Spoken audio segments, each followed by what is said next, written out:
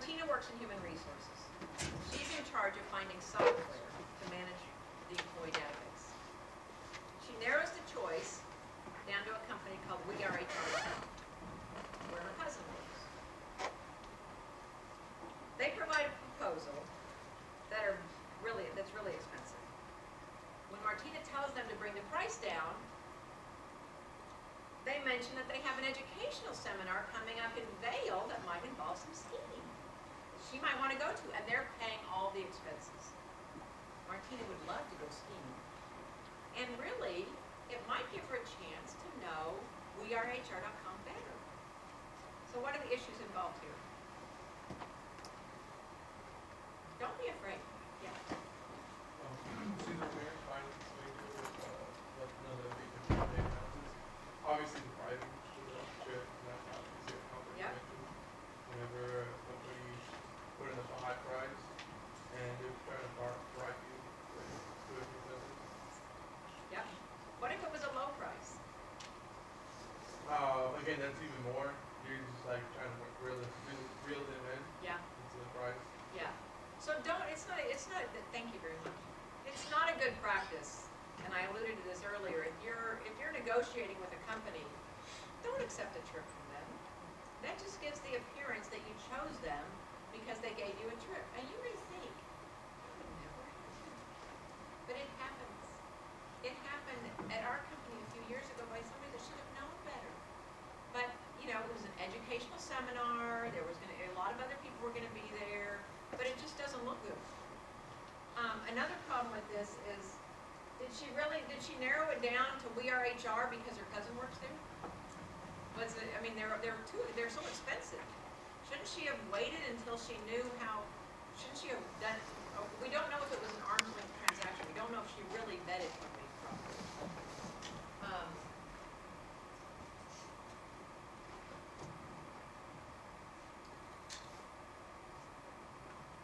Okay, so John is a sale. These are taken from real cases that we've had. This one is really close to a real case. So John is a sales manager at an outdoor lighting. He's become friends with one of the receptionists, Eddie. Eddie loves being the receptionist but wants to make more money.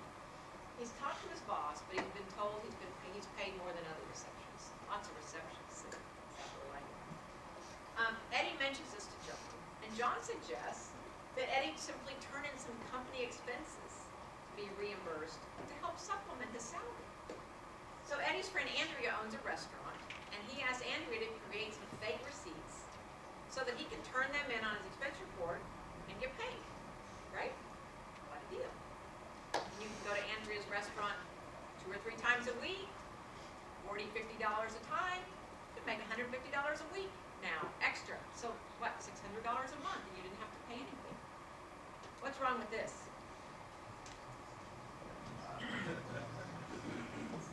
Anybody? Yes. Energy Speechpad Senior, it's fraud. Yeah. Good. It is fraud. One word. One easy word. So, and another point is that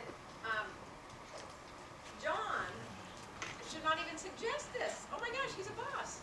And he's not Eddie's boss. And so he should not be approving the expenses either. This actually did happen, okay? In this exact, except it wasn't a friend.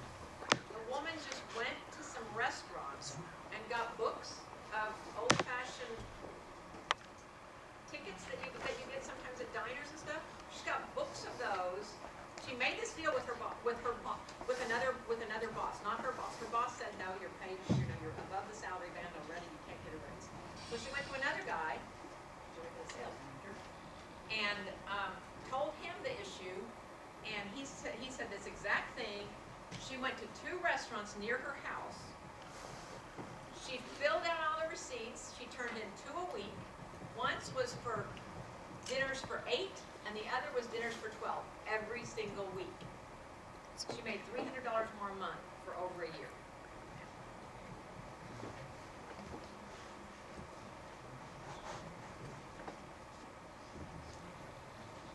So next is Shailesh.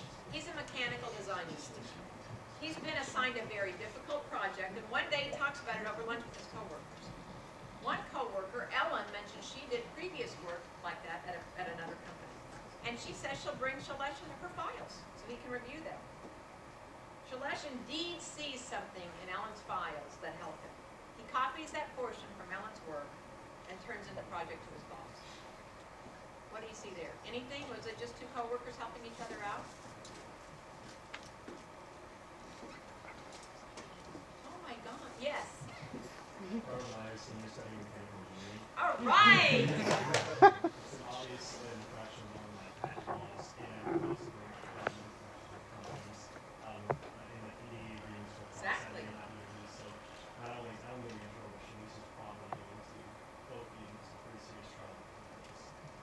That's exactly right. So generally, and you may have done this in some of your summer jobs, you sign a proprietary rights or a similar type agreement that says, you know, anything that you do here is going to be owned by us, and anything that you see you can't share with anybody else, the non-disclosure agreement. So it was wrong of Ellen. First of all, it's probably wrong for Ellen to take all those files from her previous employer. So you definitely want to check that. If you're going to be taking stuff from a job, you definitely want to make sure that they're okay with what you take. Because if you take stuff, or you download a bunch of stuff from your office computer to your home computer, companies regularly check those. And we can tell what you downloaded. So don't think that. And so Ellen shouldn't have had those files possibly, but she certainly shouldn't have given them to Shailesh. And Shailesh certainly shouldn't have copied them. And if he did see something on Ellen's file, let's say she brings the files. He sees the files. This could really help him. The next thing he should do is go to his boss and make sure it was okay for Ellen to bring her files and for him to use that. There's a possible that you could work this out, but not the way these two did. So we've had instances, and all companies have this instance, where a lot of times employees are going to a competitor, and it's not that they want to share our confidential information, because they know that's wrong, but they still want all their templates, they want all the information about how to put things together, and they want to take that. Sometimes it's okay, sometimes it's not.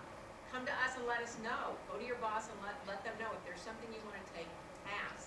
Because if you're going to download stuff from your computer to a flash or to your home drive, we're going to see it. And so if you've told your boss beforehand, hey, I've got pictures from my son's graduation, I want those, they're on my work laptop, but I want to take them, then you know, when you can download it, show it to somebody that that's what you did, and then when they see that a bunch of data has been taken from your computer, they know what it was. Oh, those were the college graduation pictures. So be upfront. Patricia is a star at the office. She is the golden child, and everyone knows it. How many people have seen this in a company where there's a golden child? Okay. Patricia went to the best schools and comes from a prominent family. She looks the part of a successful employee and will go on to become a high-level executive. Patricia can be very nice, but when she is disappointed or stressed at work, she lashes out very loudly with terrible words. The people on her team are afraid of her. They believe that nothing can be done because of her status as the shining star. They fear that if they say anything, they will face retaliation. What do you do in that situation?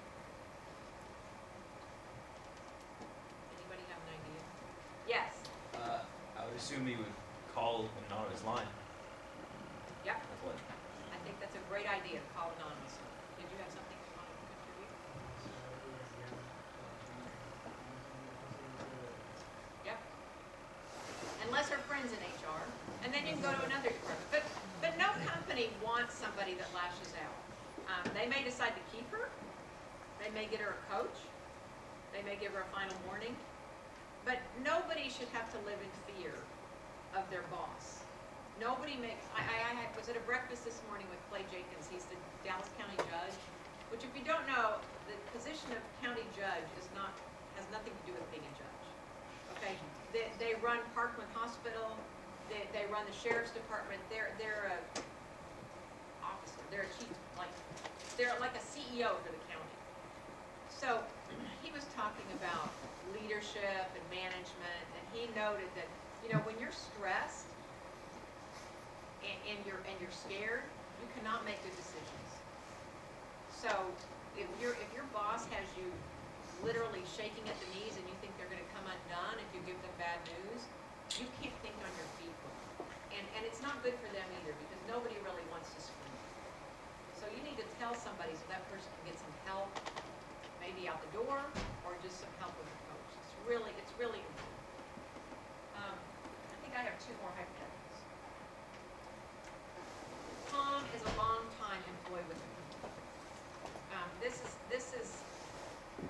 I've seen this, not at my company, but another company. The CEO and all the C-level executives consider him one of the boys. Now, he's not a C-level employee, but he's been with the company a long time and they know him really well. He brags that he plays golf with the CFO in their gated neighborhood. He's the life of the party. Always ready for a good time. Tom overdoes it a bit. Recently, sometimes has turned into all the time. Jane regularly smells alcohol. A friend of hers even saw him drinking out of a brown paper bag in the parking lot. Tom attends meetings with his boss and boss's boss regularly. Jane is sure that management knows about Tom's impairment, but she assumes they are okay with it. Now, Tom even sometimes goes to meetings with customers and asks them to bring him a fifth of vodka if he's in another city, because he doesn't want to drive to work. He has been known to sit on the floor and just talk gibberish because he's so impaired. What do you think Jane should do here? Jane's issue is that since he is going to meetings reeking of alcohol with his boss and other people, that they all know this. And so they must be okay with it. So she just feels it's just part of life. And the company I was with where this went on, it went on for years. Until the day he was sitting on the floor talking gibberish and nobody could understand what he was saying. And then somebody called anonymous. And once we started peeling back the layers, like peeling back an onion, we learned that people knew about this for a long time. But his boss didn't know about it. His boss was fairly new, and his boss's boss didn't know. But everybody else assumed they did, because it had been going on so long. So rather than being able to, and he also did some other things, so that were terrible. So we terminated it. But every company wants to preserve the employees. It's very hard. It's very expensive to fire people and hire people. So what would have been better is if somebody had reported on him years before, so we could have gotten him into an employee assistance program. So we could have addressed his issues and helped preserve him, because he did have a long history with the company, and he was very valuable to us. I worked for a company a number of years ago where this guy was just like salt of the earth. Small town, great family, and he started getting really thin. And he was gone from work a lot. He was a lawyer. And his wife would call wondering where he is, and nobody knew. And we thought he was having an affair because he was gone all the time. We didn't know what the deal was going on with his skinniness, because he was already a lanky guy. He was getting very gone. Turned out he was a coke addict. And we sent him to rehab. He ended up going to rehab twice. If you know anything about rehab, relapse is a part of recovery, so it's not unusual. The guy is a practicing lawyer in another state now and doing great. Got his family back together and went on to do great things. So I really commend you if you see a colleague that's having any kind of assistance issue to report anonymously or whatever you have to do to get them help, because the benefits, it's like a ripple effect, right? The fact that that guy was able to solve his problem benefited his kids, his grandkids. It goes on forever. So don't try to help further that. And that's all I have. So I thank you for your attention. I'm happy for you to contact me if you want to get together for coffee or lunch or have have any questions about law school, about working in a manufacturing company, working in a company that's dominated by engineers and dominated by males, just any, how you combine parenthood and career, happy to do it. Does anybody, do you guys know Ashwin Upani? So Ashwin is a friend of mine at work, and it's been my pleasure to get to know him, and he asked me about doing this. So it's been my pleasure to be here tonight. I really appreciate your attention.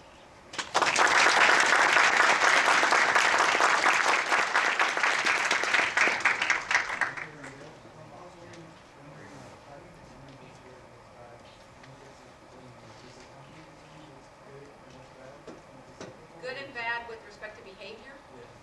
Well, so we have our code of conduct, which says, if you steal somebody else's confidential information, that's bad. But if we have an investigation that's a gray area, like what should we do? Should we terminate this employee? Should we just give them a final warning? Should we get them a coach? Depending on the circumstance, right? I mean, if they're a danger to themselves or a danger to other people, we're going to get them out of the situation. But we get together as a committee. A lot of companies have, some companies have compliance committees. We're not that formal. We get together with the general counsel, the chief HR officer, sometimes the CEO, and maybe the president of the business unit that's affected, and maybe the termination if it's a gray area. And we've had those. We had an employee that was really, people liked him. They were very involved in facilities like lighting and getting things wired for AV. And so we knew a lot of people because he'd have been involved in lots of conference rooms. And he was charging the company lots and lots and lots of lunches every year. In fact, he didn't have any reason to. He charged over almost 3.5 lunches per week for a year. And his boss was approving all of it. He was going to lunch with his coworkers. Now, he went to lunch with his coworkers more than 3.5 times a week because sometimes his coworkers turned in the receipts. So altogether, the guy was eating like 6 lunches a week, even though there's only 5 working days each day, each lunch, each week. But it wasn't like the person that was faking the receipts. These people actually had receipts. I mean, they were really going to Mi Cocina and to Manny's and to all the different places. But, it was a gray area because his boss was approving the expense reports. And as a boss, you can see all the receipts, and you kind of have a duty to look at those receipts. And if you're not looking at the receipts and you're approving them, the person that works for you thinks that it's okay, right? So that was a gray area. Should we terminate him? Should we terminate the boss for not paying attention? Or what should we do? So we got together as a group and made the decision.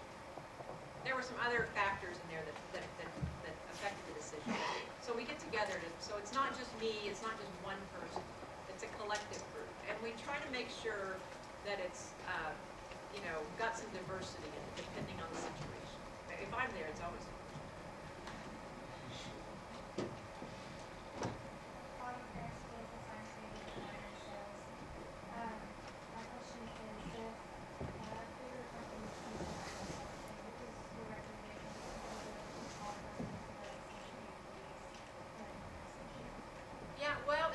if you come across an issue, one of the first places to go is HR, if they have an HR department.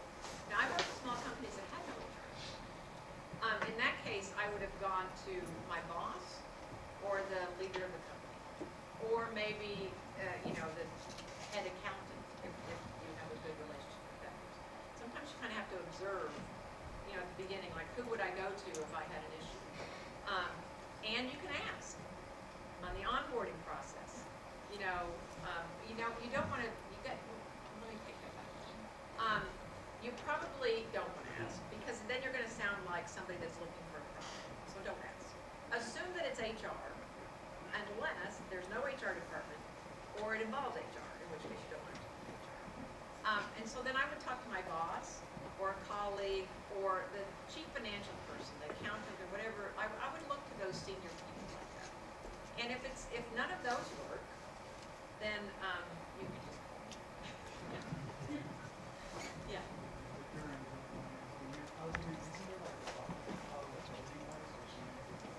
so if you have an issue, that's a good point. If you have an issue that involves, if it's like a publicly traded company or it's an issue, you can call the Securities and Exchange Commission.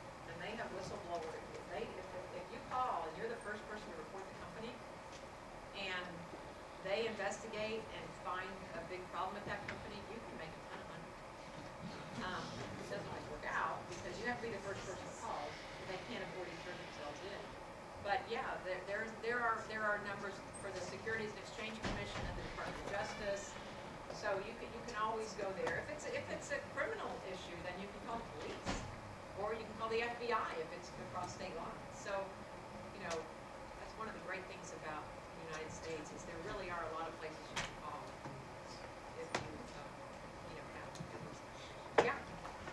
Mal Farouk, biology major, senior. I have a question. Is the procedure different for healthcare settings such as hospitals and clinics? Is there a different procedure that's taken than a publicly traded company? Well, it possibly somewhat different because you have a lot of different regulations in the healthcare industry. But generally, I think the framework is kind of the same. But I'm not as familiar with what healthcare companies do. I mean, you definitely do have a lot more privacy concerns. But if you work for a major healthcare company, that'll probably be part of your onboarding process to have somebody from the Ethics and Compliance Office talk to you. In the meantime, you know, if you're an intern at one of those places, I would ask. That's also an easy way. If you go to work for a smaller company, say, hey, I had this person come talk to us from in my class from an Ethics and Compliance Office at a nicely listed company. What do you have for what do I do for that? She seemed to think that was really important. You know, you can blame it on me. So where do I go? Or how do I do that? I mean, that's a perfect entree to find out what you should do. Blame it on somebody else, then doesn't look like you're one, you know, it's a good way to do it. Anybody else? Yeah.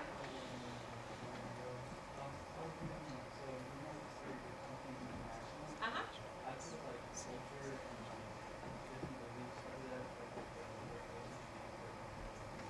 Yeah.